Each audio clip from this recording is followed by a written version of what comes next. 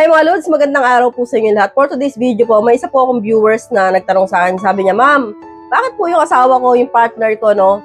Gusto niya lang na siya lang yung kinakain pero ayaw mag-lollipop, no? Ayaw kumanta sa microphone, no? Gusto lang kinakain siya, no? Naiinis daw siya sa partner niya kasi nga, ang gusto lang kinakain yung petchay, no? Pero kung siya naman po yung buburatsahin, siya naman po yung kakainin, ayaw po. So dahil nga po sa ganun lagay, tinatamad daw po siya mag-murder. So kasi nga, boring yung asawa niyang babae, yung partner niya. Alam niyo kasi, Lods, iba-iba po yung babae.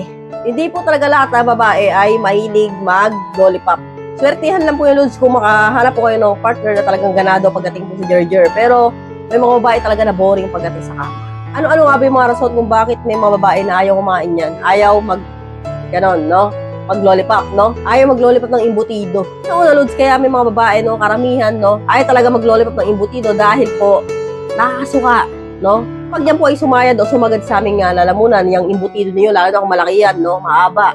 So, nakakaduwal po yan, no? So, doon pala po sa pakiramdam na nakakaduwal, ang babae doon, ayaw na talaga. So, tinatamad na kami doon. Kasi po, bukod sa hindi naman po kami nasasarapan dyan, naduduwal kami, at saka isa pa po, makati po sa lalamunan yan kapag po bumangga po doon sa lalamunan namin, yung imbutido niyo pag nasagad. Kaya napapansin ninyo, Lods, may mga babae talaga na habang nag-lollipop na mga imbutido, ay nandun po susuka, gumagalaw po. O, nakapansin niyo sa babae yun, no? Kasi po pag sumayad po talaga dito yan, no? Talaga nga namang masusuka kami.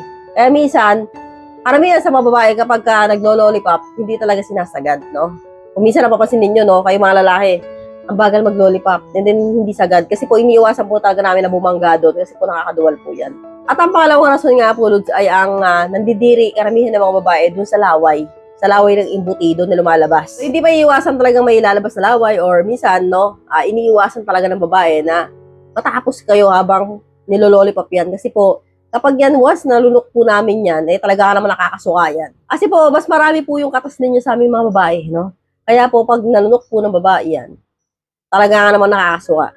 So, unforgettable moment po para sa amin yan. So, kung yung asawa mo, Lods, gusto na siya lang ang kinakain and then ayaw mag-lollipop sa imbutido mo, unfair po yun, no? Kailangan po talaga, no? Kailangan po talaga give and take kayo. Kailangan, kapag po kayo nagjajajeran, para sa kayo nasasarapan, no? Hindi lang isa. Kaya nga, Lods, ang turo ko sa'yo, kainin mo siya ng bonggang-bongga at gagawin nyo po yan sa baligtaran na position dapat. Hindi po yung nasa baba ka.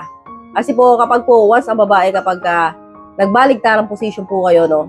Ang babae, mapapakain po yan. Mapapasubo po yan ng imbutido. Kahit na ayaw niya. Kasi po, madadala po siya ng sarap eh. Kaya sure po ako na talaga namang maglo-lollipop yan. So, hanggang dito na lang po tayo mga Lods. I hope you learned something new in this video. More videos to come. So, stay connected and see you again to my next video. God bless. Bye-bye!